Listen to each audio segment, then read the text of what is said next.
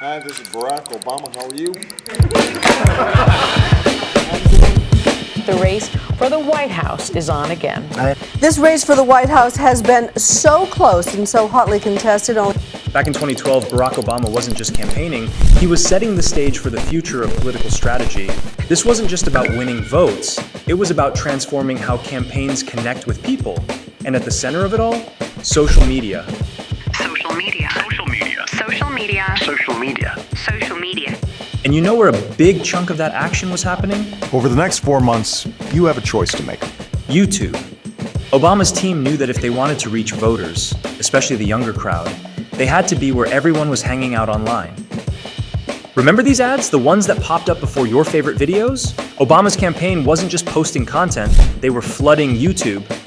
They spent over $47 million on digital ads, with a big focus on YouTube. That's a serious amount of cash. Why? Because they knew it worked. They were targeting specific voters, testing different messages, and basically making sure Obama was front and center every time you clicked play. But Obama wasn't the only one going digital. Mitt Romney, his Republican opponent, was also in the game. Romney's campaign dropped about $26 million on digital ads. Not bad, right? But here's the catch. His approach was a bit more old school. Romney's ads were more traditional, less about experimenting and more about sticking to what they knew. Meanwhile, Obama's team was pushing the boundaries, trying new formats, and really zeroing in on who they wanted to reach. But the 2012 campaign had its share of drama too. Remember the buzz about foreign donations? Yeah, there were some serious questions raised about where some of that campaign cash was coming from. Fast forward a few years, and we find out about Pras Michel, yeah, the guy from the Fugees, and Jho Low, a Malaysian financier, both wrapped up in a major controversy. Allegedly, Jho Low funneled foreign money into US politics, including Obama's 2012 campaign, through Pras. This sparked a huge debate about how foreign money could be influencing American elections, and whether our political system is as airtight as we thought.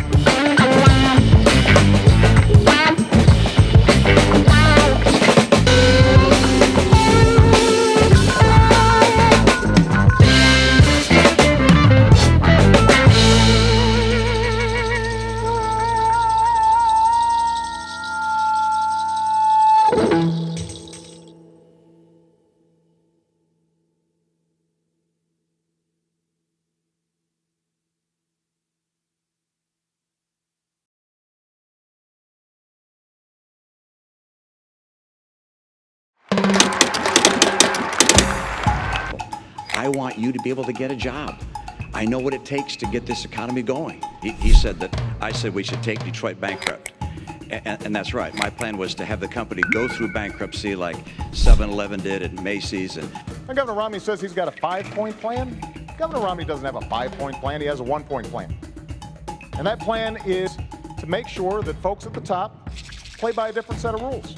And congratulations to you, Mr. President, on your anniversary. I'm sure this was the most romantic place you could imagine, here with me. So congratulations. The 2012 presidential election was a close and competitive race between the incumbent Democratic President Barack Obama and the Republican challenger Mitt Romney, a former governor of Massachusetts. The main issues of the campaign were the economy, healthcare, energy, and foreign policy. Obama won the election with 332 electoral votes, while Romney got 206 electoral votes. Obama also won the popular vote by a margin of 51.1% to 47.2%. Obama became the third consecutive president to win a second term, the first time that happened since 1820. He was also the first two-term president since Ronald Reagan to win both his presidential bids with a majority of the nationwide popular vote. Romney's campaign proposed to cut taxes and governmental regulations to boost economic growth. He also promised to repeal the Affordable Care Act, the health care reform legislation put into place by the Obama administration, and to achieve energy independence by facilitating the development of domestic sources of energy, such as offshore oil. Romney's selection of Congressman Paul Ryan as his vice presidential running mate confirmed his preference for laissez-faire policies. The campaign was marked by a sharp rise in fundraising, including from nominally independent super PACs. Super PACs are a type of political action committee that can raise and spend unlimited amounts of money from corporations, unions, individuals, and other groups to support or oppose a candidate, but cannot coordinate directly with the candidate or the campaign.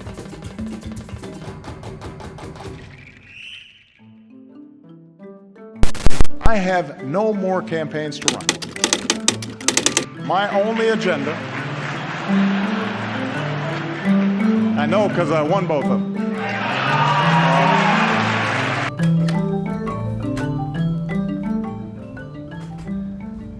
Hey everybody. So this has been my backyard for the last 7 years. It also happened. Barack Obama's 2012 presidential re-election campaign funding was a record-breaking amount of money that he and his supporters raised and spent to secure his second term as the President of the United States. According to the Federal Election Commission, the Obama campaign and supporters spent more than $1.1 billion in the 2012 presidential race. This includes $775 million spent by Obama's campaign committee, $286 million spent by the Democratic Party, $75 million spent by the Priorities USA Action Super PAC. Obama's campaign cost an average of $2.9 million per day for 2012. The total spending by his campaign and supporters amounts to $14.96 per vote for Obama, who won 65,899,660 votes to win the 2012 election. Obama's campaign was the first U.S. presidential re-election campaign to use Facebook and Twitter for promotion. He also used online platforms such as YouTube, Spotify, and Reddit to reach out to voters and supporters. His campaign employed innovative strategies such as micro-targeting, data analytics, and grassroots mobilization to increase voter turnout and donations. We'll get to this in a bit, especially regarding foreign national donations. Meanwhile, Mitt Romney also raised and spent a large amount of money in the 2012 presidential race. According to the Federal Election Commission, Romney and his supporters raised about $993 million and spent $992 million in the 2012 presidential race. This includes $460 million spent by Romney's campaign committee, $379 million spent by the Republican Party, $153 million spent by the Restore Our Future Super PAC. Romney's campaign cost an average of $2.7 million per day for 2012. The total spending by his campaign and supporters amounts to $16.28 per vote for Romney, who won 60,932,152 votes in the 2012 election. Despite the massive spending by both candidates and their supporters, Obama won the 2012 election by a margin of 51.06 to 47.21%. He also won 332 electoral votes, while Romney won 206 electoral votes. Obama's victory was attributed to his strong performance in key swing states such as Ohio, Florida, Virginia, and Colorado, as well as his appeal to diverse groups of voters such as women, minorities, young people, and urban dwellers.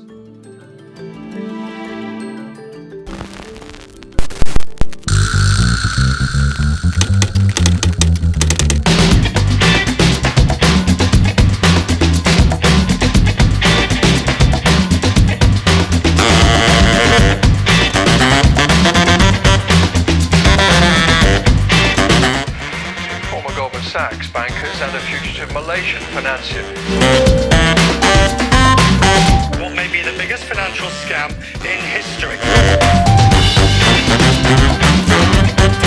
Jho Low is a Malaysian businessman and international fugitive who is wanted by authorities in connection with the One Malaysia Development Berhad scandal, 1MDB. He is accused of orchestrating the theft of $4.5 billion from 1MDB, a state-owned investment fund, and using the money to finance a lavish lifestyle, including buying luxury properties, artworks, yachts, jewelry, and produced a movie called The Wolf of Wall Street. He is also alleged to have bribed government officials, politicians, and celebrities to gain influence and cover up his crimes. That's something that I believe I want to be a part of and achieving in terms of me.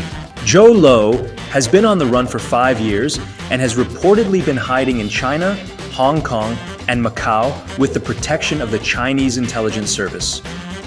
However, according to a co-author of a book on the 1MDB case, Jho Low may lose his protection from China and face arrest in the US and Malaysia as he has become a liability for China's image and the Malaysian government. He may also be running out of options to evade justice, as his sphere of safety seems to be closing in. Jho Low has maintained his innocence and claimed that he's a victim of political persecution by the Malaysian authorities, who are trying to divert attention from the former Prime Minister Najib Razak's involvement in the 1MDB scandal. Najib Razak, who was Jho Low's close associate and patron, has been convicted on 7 counts of abuse of power, money laundering, and criminal breach of trust in relation to the 1MDB case.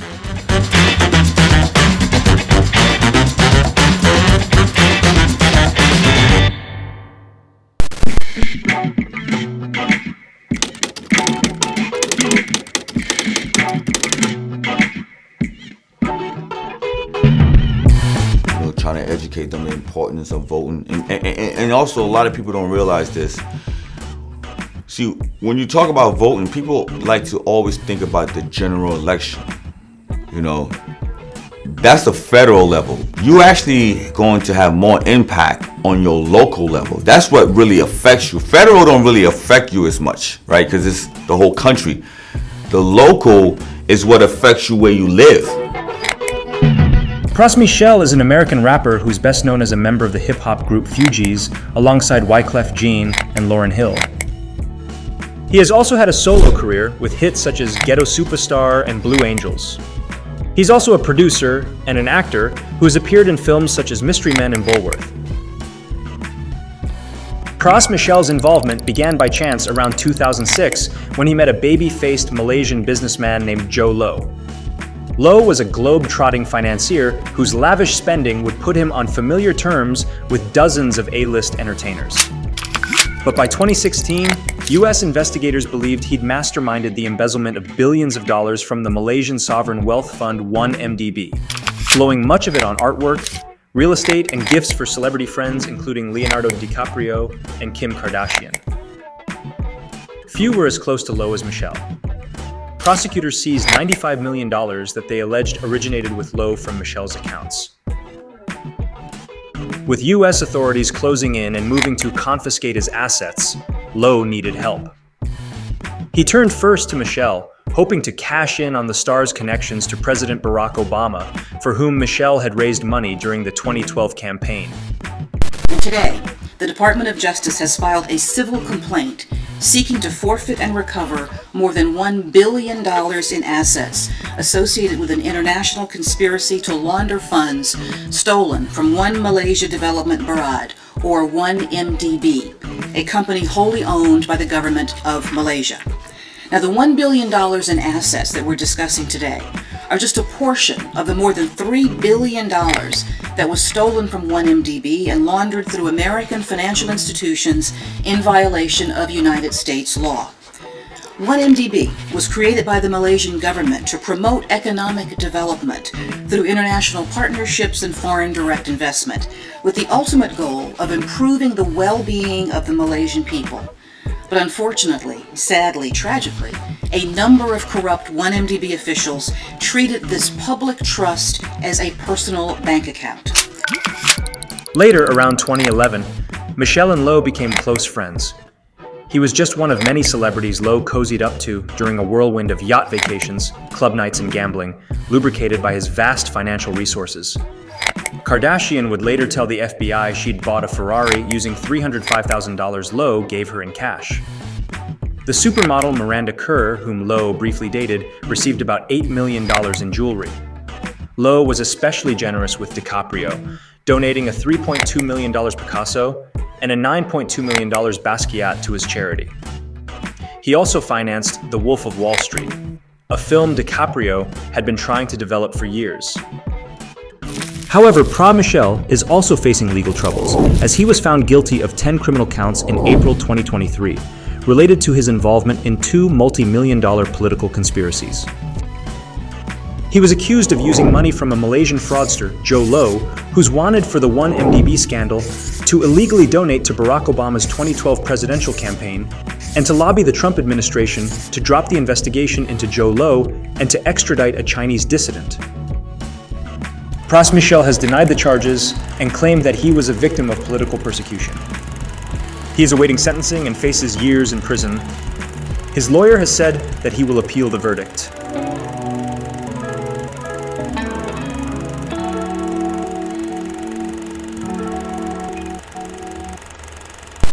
Doing philanthropy for a long time. We're the third generation of the Low family. My grandfather started philanthropy till today. The Low family has been involved in philanthropy for the past 70 years. We decided as the third generation to institutionalize this effort.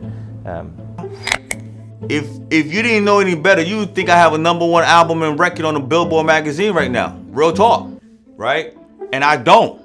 But it's because I've been wise with my money that I can sit here and, like I said, live the lifestyle that I live. And if I can leave this audience with anything, I would say to you, there's nothing like when you do the right thing. You can still, cause I've been in the game for over 20 years.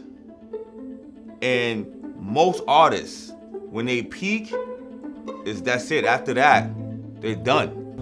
Because if all of America is joining around this critical project, then we can have confidence that we're doing right by future generations and passing on to our kids all the blessings that we've received. Thanks so much, everybody.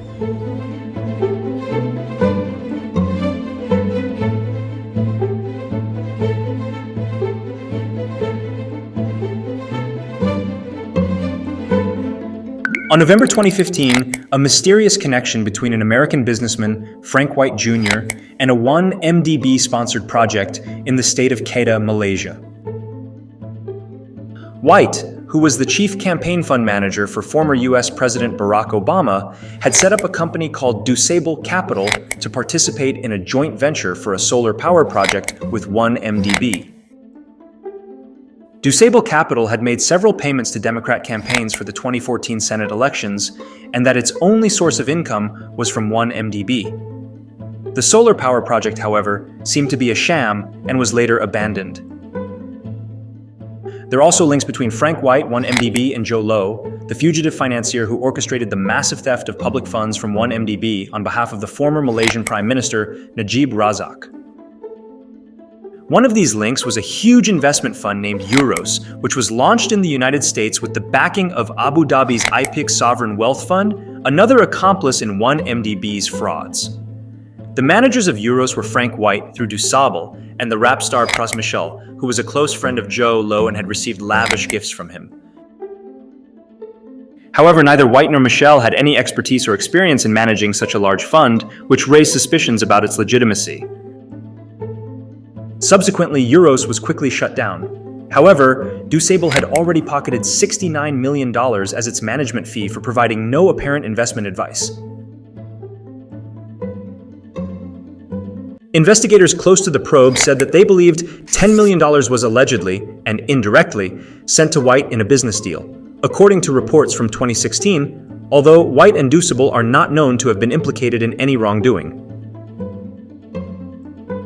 According to the indictment, a large portion of this money was secretly used by Jho Low and Michel to illegally influence Democrat campaigns without the knowledge or consent of the recipients or campaign managers, including Wright. The purpose of this covert operation was to sway the Obama administration in favor of Najib Razak, who was facing mounting pressure from the international community over the 1MDB scandal. Michel was a passionate supporter of President Obama. Government documents show that he wanted to become a more serious player, even mentioning a desire to be considered for an ambassadorship. Michel bankrolled a political action committee called Black Men Vote PAC, and in the run-up to the 2012 US election, told a Democratic official in an email that he was thinking about doing a fundraiser, looking to raise anywhere from $5 to $10 million. A mutual friend forwarded the email to Low and told him erroneously that being a foreigner is not a problem. In fact, foreign nationals are prohibited from donating to US campaigns, including via PACs. Federal law prohibits contributions, donations, expenditures, including independent expenditures, and disbursements solicited, directed, received, or made directly or indirectly by or from foreign nationals in connection with any federal, state, or local election. This prohibition includes advances of personal funds, contributions or donations made to political party committees and organizations. Low wanted in. Federal prosecutors say he sidestepped the law by sending more than $21 million to Michel, who then used his own accounts and various straw donors to contribute about $2 million to Obama's re-election effort. It's not clear what happened to the rest. Low was preoccupied with projecting an image of success, and after Obama won, he received some of what he craved. Another Democratic donor, tech executive Frank White Jr., told the FBI that in late 2012, he brought Low to a holiday party at the White House, where Low posed for a photo with the President and First Lady.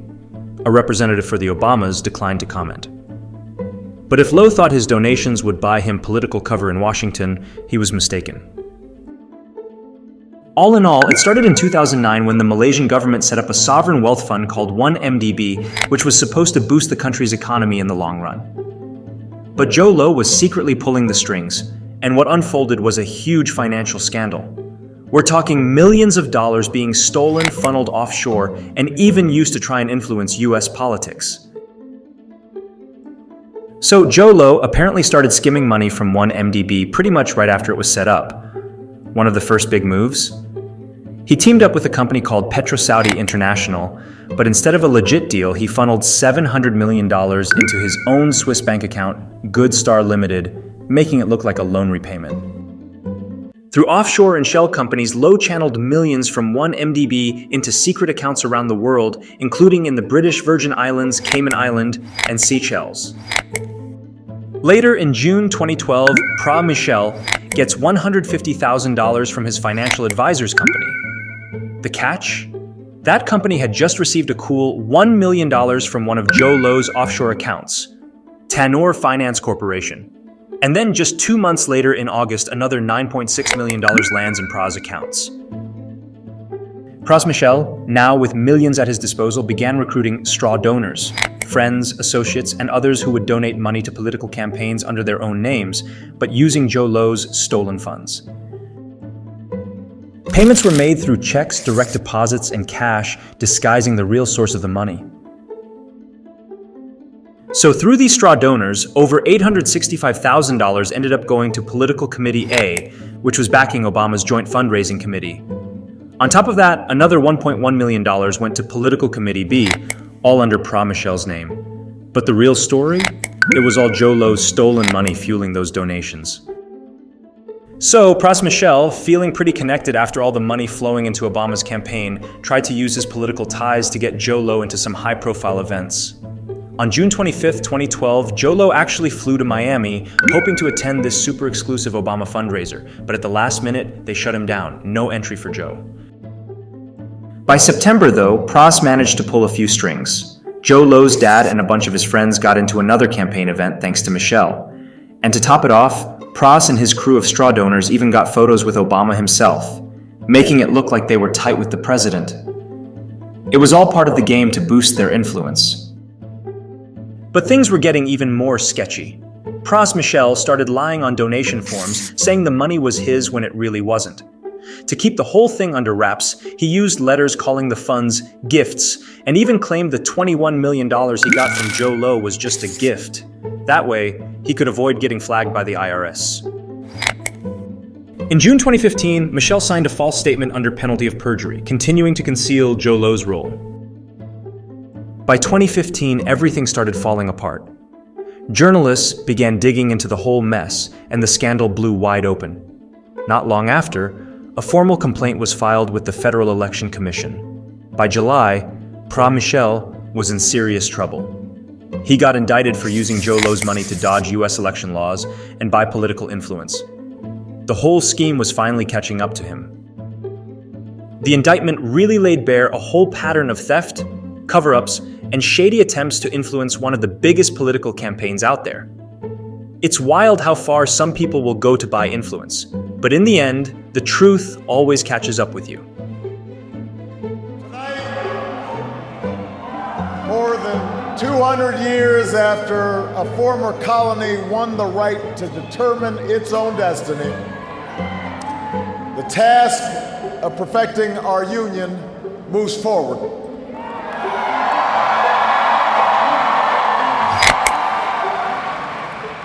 It moves forward because of you.